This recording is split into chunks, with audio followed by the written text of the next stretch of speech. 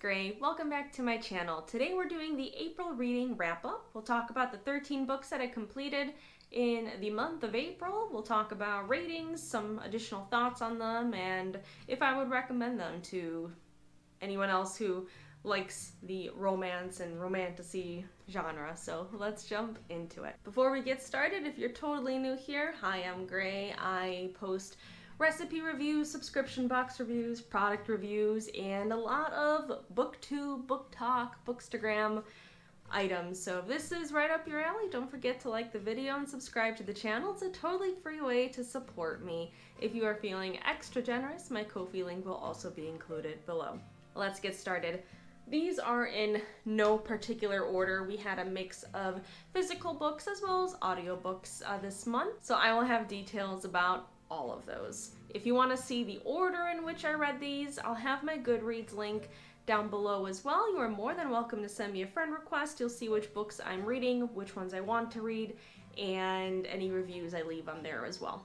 Let's get started. Priest by Sierra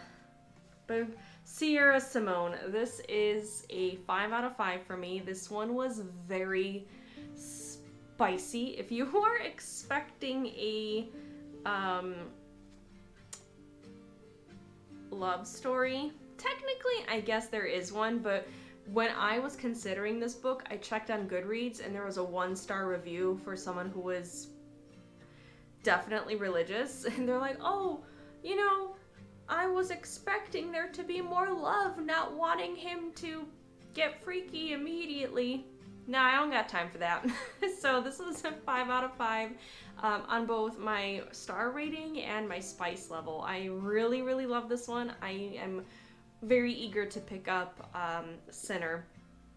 Now, as a warning, I guess, if you are considering picking it up and you are not very into the spice, maybe it's not for you. But if you are all about that spice, you're gonna love this. I know I did. Last month's reading wrap-up included the first of the Crescent City books. This was what I started at the end of March and I finished, I believe, April 2nd.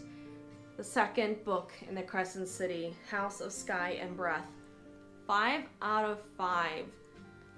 I'm telling you, if you are not new to fantasy books, romantasy books, that first book will always be world building. That's just the nature of the beast, okay? I loved it. This is phenomenal. If you started Crescent City and you got about 200 pages in and you're thinking, I don't know if it's worth it, keep going.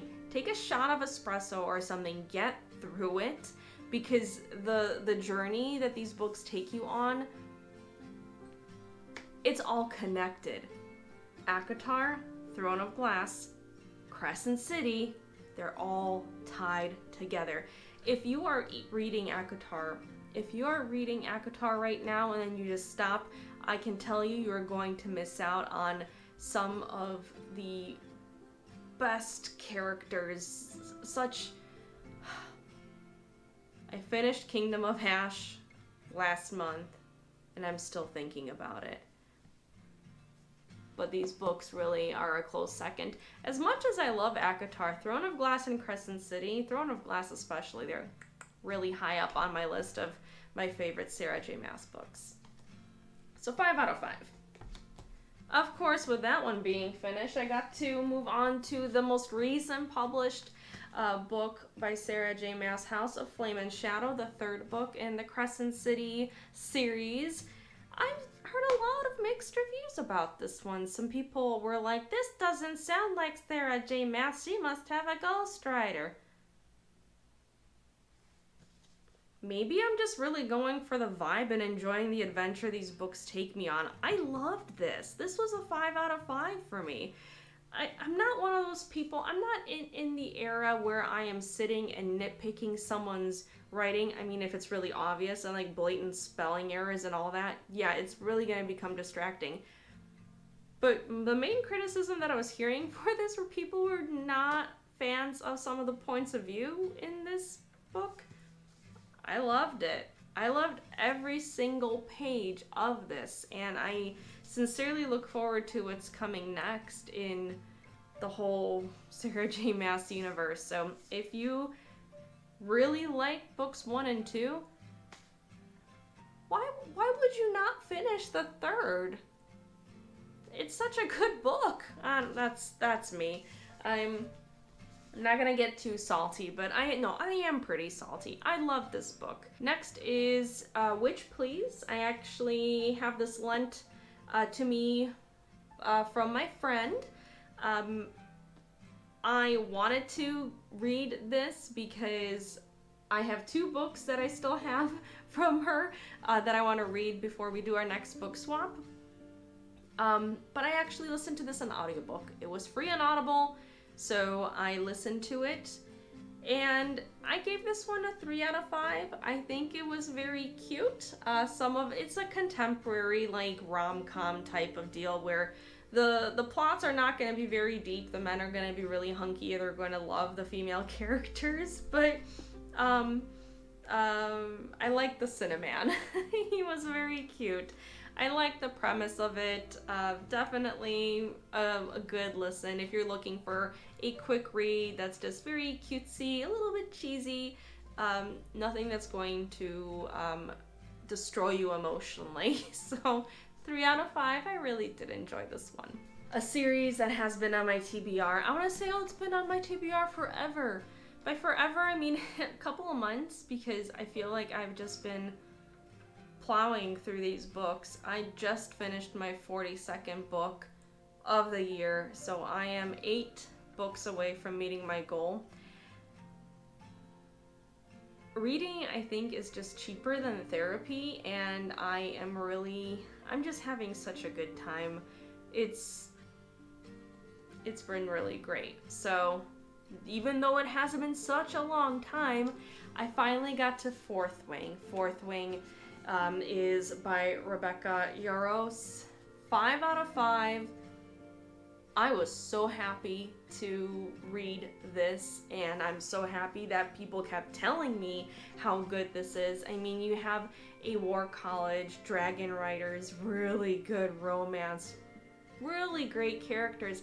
I was concerned at first about getting to know more characters, and there's a lot of them, but you end up feeling for them, and you end up feeling sad. You will cry for them, because this is war. So 5 out of 5, Fourth Wing. I was very excited, and I don't feel as bad about pre-ordering the third before I even read the first one. So I had a lot of high hopes into this, and I normally don't do that, but this delivered. And of course, the second in the series, Iron Flame by Rebecca Yarros. This is the second in, obviously, the Empyrean series. Oh my god. The twists and turns, the action, the drama, the romance. I mean, that throne scene, everyone. Just saying, this was such a good read. I could not stop. And I, on multiple occasions, ended up stopping reading, not to put the book down, but to say, what? Or, oh no. And again, oh no, what's happening? And then that ending. January can't come soon enough, because this 5-star read is a 5-star read, and I'm probably going to have to reread this in December in preparation for Onyx Storm. By the way, if you guys have not pre-ordered it yet, I still think Amazon is having their like limited edition, special edition sale. I ended up getting that for $19. 40% off. I couldn't just say no. Okay. Next. Now we have Powerless. Powerless was a book talk suggestion. I've seen this beautiful cover. You have to admit, it's gorgeous. The flowers, the sword. was a 3 out of 5 for me. I knew going into this that it was going to be young adult, but it was too young adult for me. Everyone's like, oh my god, this is such a great romance, and I'm just like, are we reading the same thing? Because if you like the Hunger Games, it's on that same level. Yes, there is violence, there is gore, but the tension between the two characters was driving me insane. And then just a little bit with the writing was too distracting for me.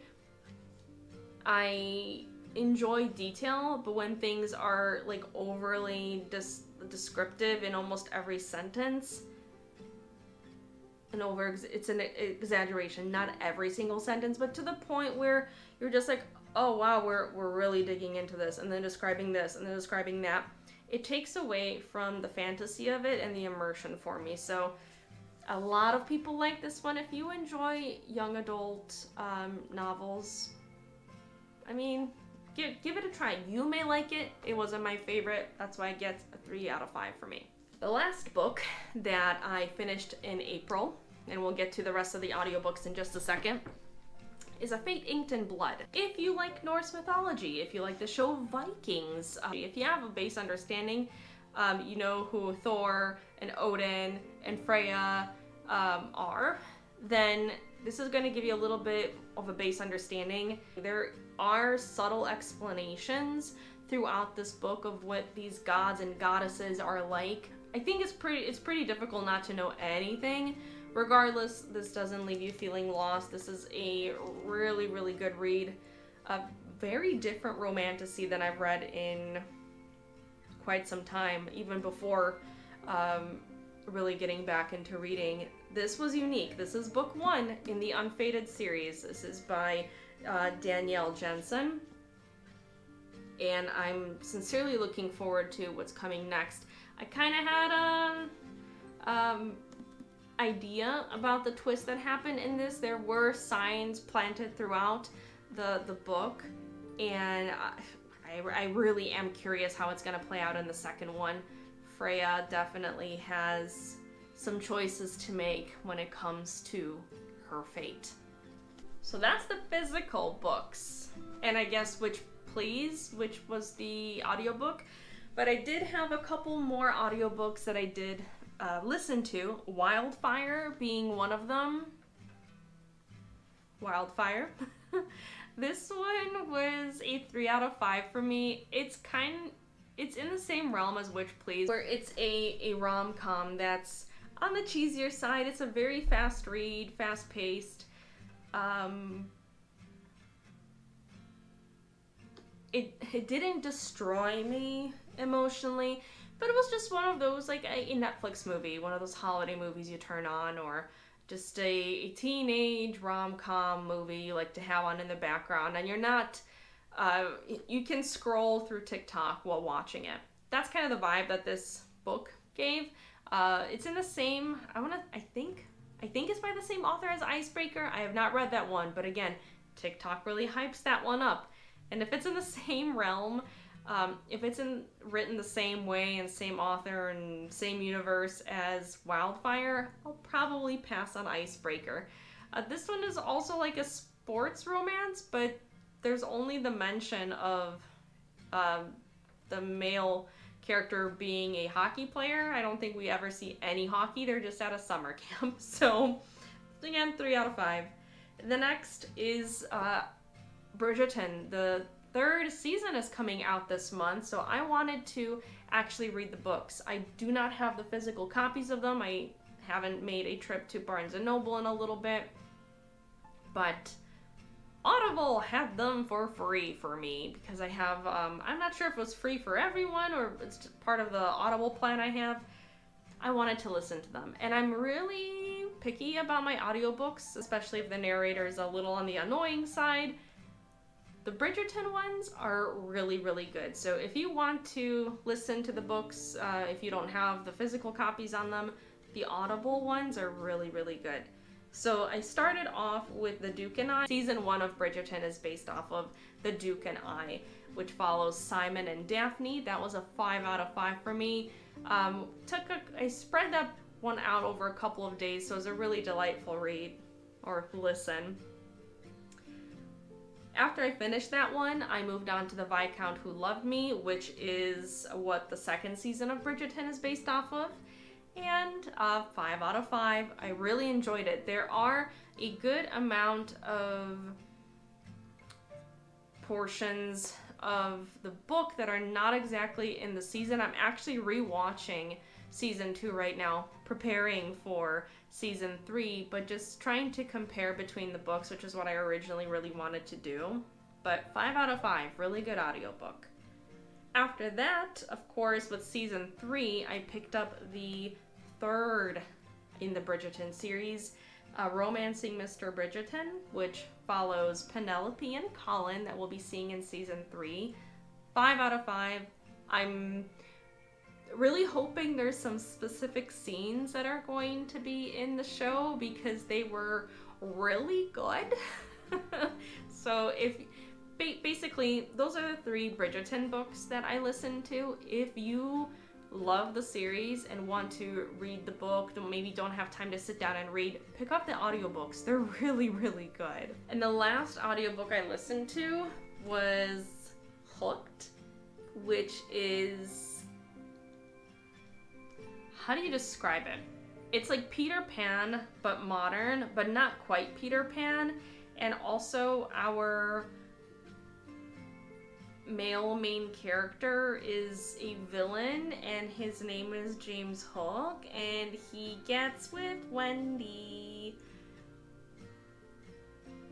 I think it was so silly listening to the audiobook for me, because it's just like, what do you mean he's dealing in pixie dust? What do you mean her name is Tina Bell? I'm like, that's Tinkerbell. So overall, when you kind of get past that, I've never listened to or read any books like that. It was quite good. It was about 9 hours, I think, on Audible, so it's a one-day listen. The spice was really good in it. I liked the story. The epilogue definitely had that like happily ever after aspect to it. I think there was one point where they're just like, oh, she got fired because she like was always late and just didn't show up for work. So because she still wanted to talk to her friends, he just bought the cafe for her. I'm like, of course he did. So 5 out of 5. I liked it. It was a little bit more...